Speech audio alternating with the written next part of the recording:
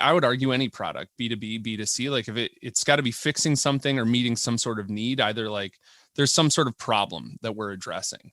So be against that problem, right? Like don't be you and your customer on opposite sides of the table facing each other. Pull their seat next to yours. Now you're on the same side of the table facing the problem together.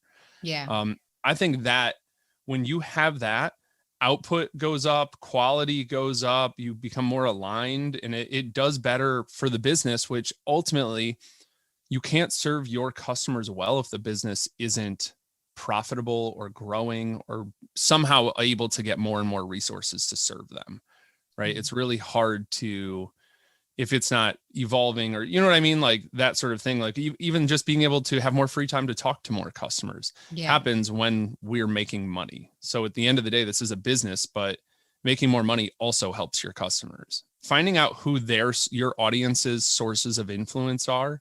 Now SparkToro is a thing where you can track how that changes over time. That's wild, right? Like they all used to listen to this podcast, but over time they are now listening to this and we can see it going up. And it's like, oh, that podcast is on the rise within my audience. Let's sponsor that podcast. If you are going to quote, outsource anything, think about it less as outsourcing and more as like a partnership. Yeah. I want to work with 100%. People who are partners versus like go make the thing. I mean, there's probably some stuff you can outsource, right? Maybe like things that are not marketing things. There might be other stuff you can outsource.